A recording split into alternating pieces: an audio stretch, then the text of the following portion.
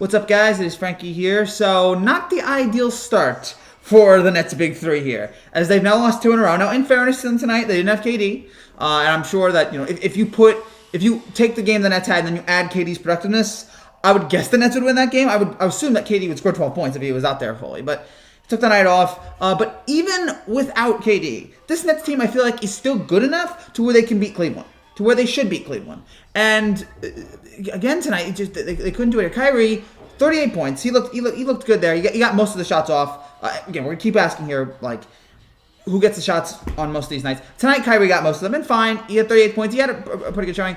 Harden, 19 points. He had 10 less attempts than Kyrie, but he still tried to make the most of it there. The big problems right now with the Nets, the two big problems right now, and we're asking ourselves here, are the Nets, is the big three right now for the Nets a problem?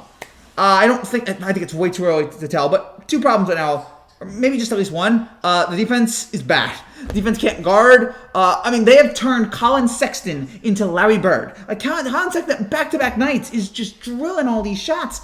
And, Colin Sexton's fine, but what the heck happened against this juggernaut of a Nets team here?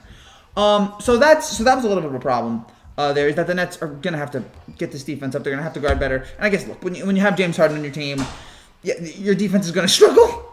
But, my gosh, it's got to be better than this. And then the other problem I saw tonight, and again, looking at it tonight, they shot worse from field goal percentage. They shot about the same from three. The big thing that I realized in this stat, and this was probably the biggest reason why the Nets lost this game, 50 rebounds for Cleveland, 29 for the Nets. You got out-rebounded by Cleveland, one of the worst offensive teams in the league. You got out-rebounded by them, 50-29.